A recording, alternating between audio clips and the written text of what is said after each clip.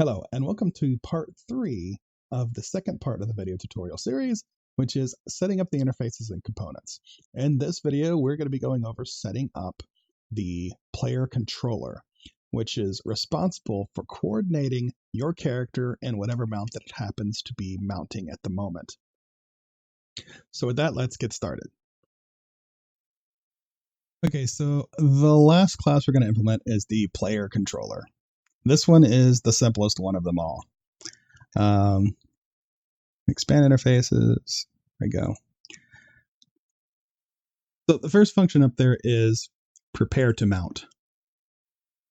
And what this function does is it's going to actually do two things. First is it's here so that you can set up any functionality changes that you want for the controller for its mounting process. But this particular function is the one you want to call from your interaction system to actually trigger and start the mounting process.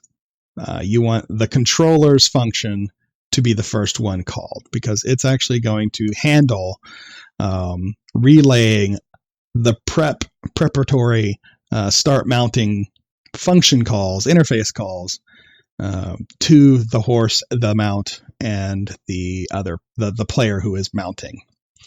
So we get the rider controller component, and then we're going to do perform mount.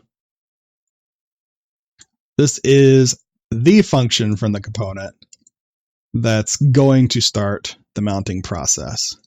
And this is also important. Make sure you drag that in here. This is also important because this is how the controller gets a reference to the current mount. So as the player controller, this is how it understands the difference between the character that I was controlling and the mount that I am now controlling. So prepare to dismount is going to work pretty much the exact same way.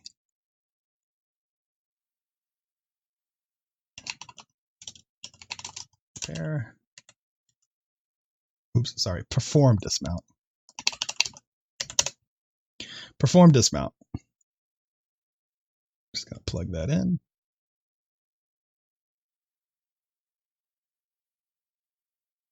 The same thing happens here. So perform dismount is going to call prepare to dismount on both the mount and the pawn. Now we go to is mounted. I'm going to grab the rider controller component. Is mounted. And then connect that in like that. Is character mountable? Now, again, this function for the player controller doesn't actually mean anything. So player controllers are never mountable, which is probably one more reason why in the future this is character mountable function is going to vanish eventually. So now we get character pawn.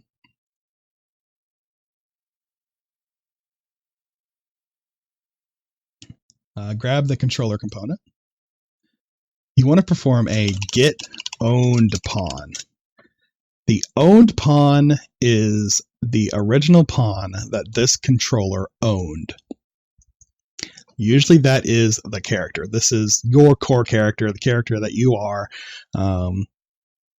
before possessing your vehicle or your mount.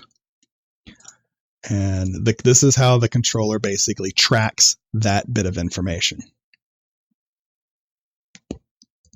For reference, you can do get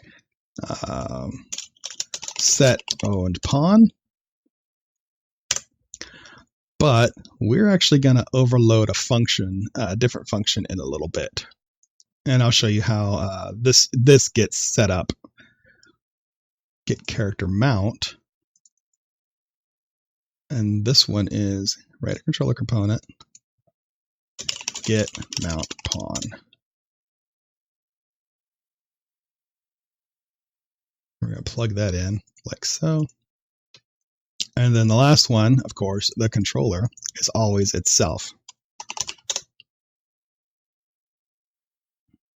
All right, so that's the setup for the controller pawn. One thing we're going to do real quick is go up to the event graph, and we're going to override a function. And that's going to be onPossess. So whenever this controller possesses a character, we're going to grab a writer controller component. And then remember how I said we have get owned pawn, which also has a get set owned pawn. We have a get mount pawn and a set mount pawn. But we have one more set of functions. So as you can see, this controls getting and setting your character pawn. The character that is you, your representation in the game, no matter what it is. This is the way you can specifically tell your player controller that this pawn is the pawn that you're playing as always. And then this function, set of functions, is how you indicate whether the current pawn is supposed to be a mount that this pawn is attached to. But for this function, to make things very simple, I'll move this down. Okay, so there's one more function here that kind of helps facilitate these functions, so that whenever you do this onPossess, it's going to have the new pawn that your character is possessing. Instead of trying to figure out, oh, well, is this pawn the character I'm playing, or is this pawn the mount? There's a function called set controlled pawn. This is a very useful function because the very first pawn that this controller possesses should usually be your player character. So it's going to possess this pawn. It's going to set the first possessed pawn as the owned pawn. And then every pawn after that is going to be considered a mount.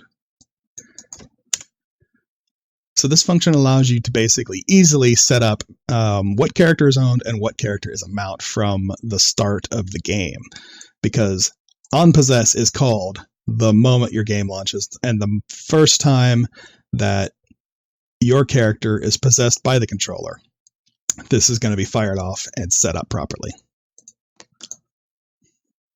All right, so before we get to the writer controller interfaces, we need to set up a few special functions. So I'm actually going to create a new event graph and call it RPC.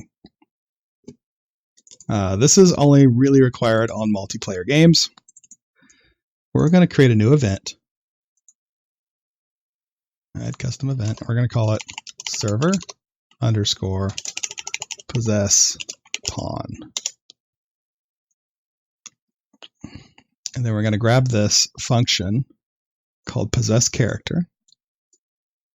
We're going to connect it here and pop it in like so.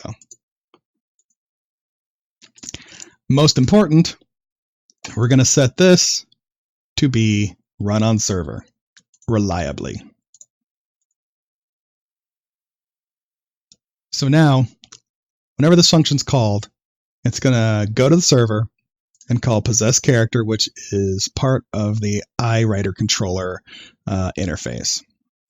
And the reason we set that up is so that we can implement the possess character function. One of the first things we're going to do is do an authority switch as authority. So if we are on the client, we're going to need to call up to the authority or the server in order to possess our character. So we're going to expand this and grab this. Remote. Go to the server. Possess the character. Otherwise, possess.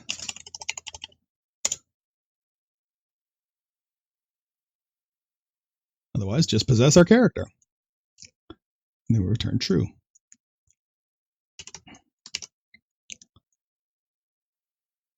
Basically, this function allows us to safely call possess from the mounting components so that the controller can take back control of either the character or take control of the mount, depending on what it needs to possess. Now, onPawnPossessed is also going to be a deprecated function and is no longer needed anymore because we have set up this onPossess function here. Before, for some whatever reason, I couldn't find an overload for onPossess, and I don't know if it was something that was added or something I was just oblivious to and didn't see whenever I was first implementing this. But basically, this onPossess function is now deprecated and not needed. But for backwards compatibility, we're going to set it up to set controlled pawn.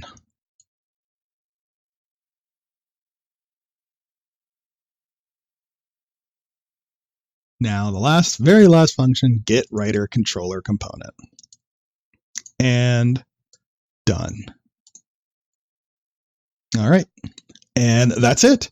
That is all there is to setting up the mounting system from start to finish. We got one more thing to do with the components, but for the most part, this is all done. And barring a actual interaction system that we're going to talk about in the next set of videos, the mounting system is now completely set up and ready to go. In the next videos, we'll be talking about how to kick off the mounting process, and we're going to talk about how to integrate that into your own custom interaction system, should you have one already. And I hope to see you then.